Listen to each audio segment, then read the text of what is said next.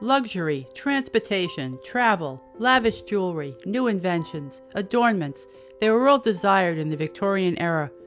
The Schimper immigrant story tells the tale of the growth of a successful family jewelry and metal plating business enterprise located both in New York City and Hoboken, New Jersey. In the mid-1800s, millions of German and other immigrants settled in New York City and nearby surrounding towns like Hoboken, New Jersey.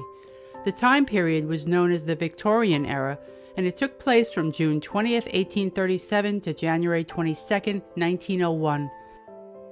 Immigrants sought a better life here in the United States after a long voyage across the Atlantic Ocean.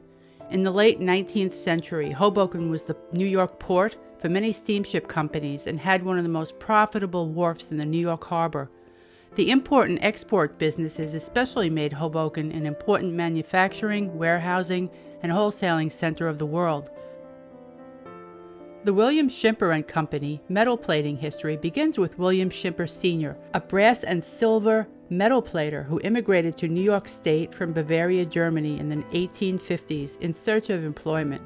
Silver plate was important since it had been used since the 18th century, mostly in England, to provide an inexpensive version of household items, including cutlery, candlesticks, and other metallic objects. William Schimper married and migrated to Lower Manhattan and had 3 sons, William Jr., George, and Theodore, who all became employed in the successful and family metal plating dynasty. The Schimper brothers each had their own jewelry, nickel plating, brass plating, and silver plating businesses, such as G&T Schimper Gilders at 138 Worcester Street, 100 Worcester Street, and 149 Spring Street, New York City, in the area now known by the acronym SoHo, or south of Houston Street. Soho today is quiet, but still has its old cobblestone uneven streets and a variety of small design shops, ranging from trendy upscale boutiques to national and international chain store outlets in its 26-block area. Since the Industrial Revolution, Soho is home to the greatest collection of cast iron architecture in the world, and is now known as Soho Cast Iron Historic District. Across the Hudson River in the mid-1800s, Hoboken, New Jersey was described as a place built chiefly on one street. Hoboken is known as the Mile Square City. The development of Hoboken was continuous and rapid. The United States entered the Civil War on April 12, 1861. George and Theodore Schimper kept their business alive and running as the Schimper brothers. However, their brother William Schimper Jr. enlisted in the Civil War on September 14, 1863, as a private Union soldier. In 1867, the company became renamed the William Schimper and Company, famous worldwide and located at 322 to 338 Ferry Street in Hoboken, New Jersey, alongside the famous Neumann Leather Factory to the west side of that building. The Hoboken Land Improvement Company was also originally located on Ferry Street, from Garden Street to Newark Street. This company built and helped fund Schimper with the purchase of their own huge enterprise, as well as the startup of many other Hoboken businesses. The Hoboken Schimper enterprise stood on a plot which had a frontage incorporating 18 city lots. The factory was a 5-story brick building, perfectly suited for manufacturing purposes. The Schimper Company made Hudson County famous throughout the entire civilized world for its fine novelty metal goods. The original sales room was located at 369 Broadway in New York City, occupying the second-floor loft. Nowhere else in the United States could an extensive display of silver and metal goods of every description be seen. The design of the manicure set was characteristic of the beauty of the Schimper line as a whole. Their lines included German silver and brass compacts, frames for pocketbooks, comb and brush sets, picture frames, calendars, thermometers, ink stands, desk fittings, all types of small mirrors, whisk brooms, match lighters, eyeglass cases, vanity sets, and other tobacco and cigarette accessories, especially exported to Havana, Cuba. The Schimper Display Sales Room later was located at 652 Broadway and 33 Union Square West at Broadway between 16th and 17th Streets, both in Manhattan. There was also an office at 587 Hudson Street. The Mammoth business, the largest of its kind in the country, constantly employed 250 to 350 people, most of them skilled workmen. Their sales force was large, of the highest caliber, and always able to be contacted. 20 years after the Civil War, my great-aunt Amelia Schimper, sister of the famous beer brewer Frederick Schimper of the Daniel Burmis Boulevard Brewery in Union City, married William Schimper Jr. on May 8, 1884. During the beginning of the business, George Schimper had two young boys apprenticed to him, Robert R. DeBacher and John R. Malstedt. These boys took an unusual interest in their work, and when George Schimper died, they became junior partners with the firm. William Schimper became head of the company. The William Schimper and Company expanded to Canada and Europe.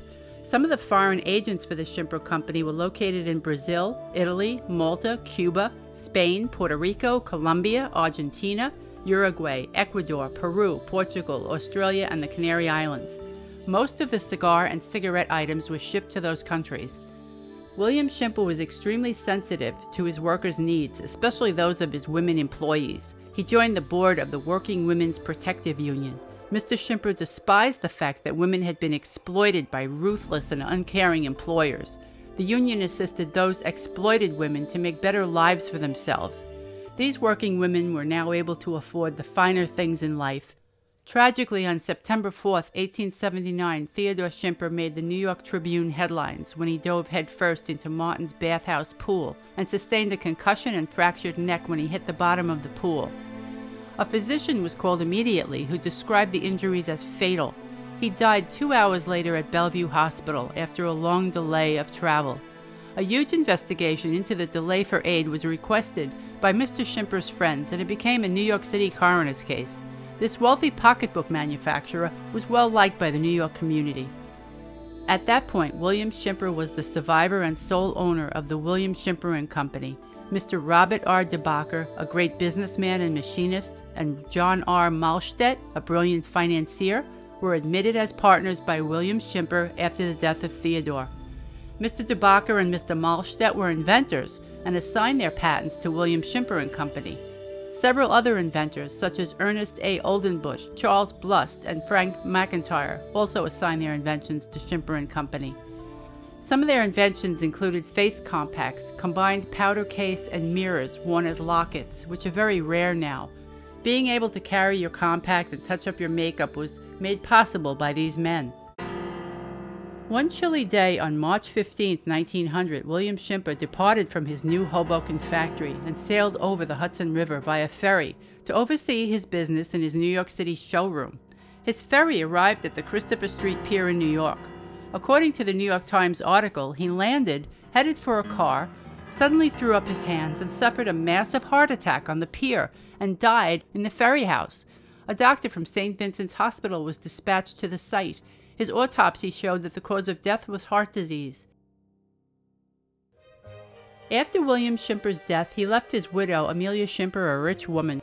2 years later, in 1902, she sold her interest in the Schimper business to her two business partners, Robert DeBacher and John Malstedt. The Corporation Act took place on May 22, 1902, and William Schimper and Company officially became incorporated.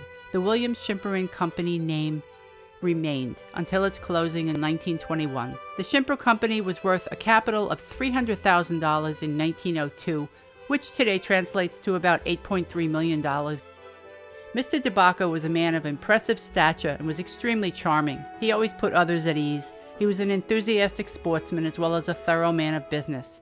Tragically, a disastrous fire occurred on December 17, 1904, in the upper 2 floors of the Schimper Hoboken factory on Ferry Street. The fire began at the top floor of the factory, a room used for finishing the China and Japan parts. The fire damage to the building exceeded $10,000. The loss on the building, machinery, material, and finished goods closely approximated $100,000. 250 male and female employees became unemployed after the fire. Prior to the fire, Schimper noted that the product orders had been successfully placed ahead of time. By 1927, Robert DeBacher refused to compete in the market and disbanded the Schimper Company. In 2014, the Schimper office and factory are no longer present on Ferry Street, which is now Observer Highway in Hoboken, and the lot stands empty. However, the memory lives on, and their silver and brass items are still quite collectible today. They can be purchased through many auction houses and eBay. The Cooper Hewitt National Design Museum at 2 East 91st Street in Manhattan has a Schimper display, and the museum is scheduled to reopen in December 2014 for viewing these highly crafted collectible items. When you leave, be sure to check the stamp on your Cuban cigar cutter or facial compact, hinge eyeglass case, or other metal items to see if the William Schimper and Company is stamped on it. You might just have a very valuable antique treasure that you didn't know about.